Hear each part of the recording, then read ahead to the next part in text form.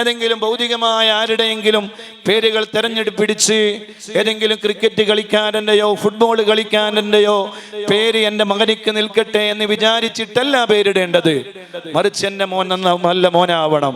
ഏതെങ്കിലും ഒരു മഹാൻ, ആ മഹാന്റെ പേര് എൻ്റെ മകനിക്ക് ഇടുന്നത് കൊണ്ട് അല്ലാഹുവേ ആ മഹാന്റെ ബറക്കത്ത് കൊണ്ട് എൻ്റെ മോനെ എൻ്റെ മോളെ നീ നല്ല മോനാക്കണേ അല്ലാ, നല്ല മോളാക്കണേ അല്ലാ എന്ന് നീയത്ത് വെച്ചുകൊണ്ടായിരിക്കണം മക്കൾക്ക് പേരിടേണ്ടത്.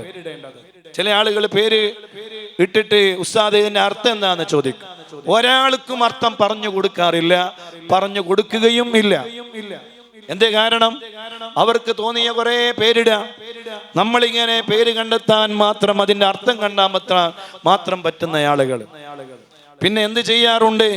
പേരിട്ട് കൊടുക്കാറുണ്ട്. അല്ലെങ്കിൽ പേര് പറയും. ഉസ്താദേ ഒരു പേര് പറയുമോ എന്ന് ചോദിച്ചാൽ നമ്മൾ നല്ല നാമങ്ങൾ പറഞ്ഞു കൊടുക്കാറുണ്ട്. ആ പേരുകൾ ഒരു പക്ഷേ മുത്തു റസൂലുള്ളാന്റെ പേരുകളാകും, അള്ളാഹുവിന്റെ പേരുകൾ കൂട്ടിച്ചേർത്ത് അബ്ദു എന്ന് കൂട്ടിച്ചേർത്താവാം, അല്ലെങ്കിൽ ഏതെങ്കിലും മഹാന്മാരുടെ പേരുകളാവാം, അല്ലെങ്കിൽ ഏതെങ്കിലും മഹതിമാരുടെ പേരുകളാവാം. അല്ലാതെ ഓരോരുത്തർക്ക് തോന്നുകയാണ് ഒരു പേരിടണം. എന്നിട്ട് എവിടെയില്ലാത്തൊരു പേര് ലോകത്തെ മുഴുവൻ ഡിക്ഷണറി പരിശോധിച്ചു നോക്കിയാലും ആ പേരിന്റെ അർത്ഥം കണ്ടെത്താൻ കഴിയില്ല. അങ്ങനെയുള്ള പേരുകള് ഉസ്താദ് ഇതിന്റെ അർത്ഥം എന്താണ്? അതുകൊണ്ട് തന്നെ ആർക്കും പേരിന്റെ അർത്ഥം ചോദിച്ചാൽ പറഞ്ഞു കൊടുക്കാറില്ല. കാരണം പിന്നെ അതിനെ പണിയുണ്ടാകും. അതേ സമയത്ത് ഉസ്താദെ നല്ലൊരു പേര് പറയണം എന്ന് പറഞ്ഞാൽ നമ്മൾ നല്ല മഹാന്മാരുടെ പേരുകൾ പറഞ്ഞു കൊടുക്കാറുണ്ട്. മാഷാ അല്ലാഹ്, അത് സ്വീകരിക്കുന്ന ധാരാളം ആളുകളുണ്ട്.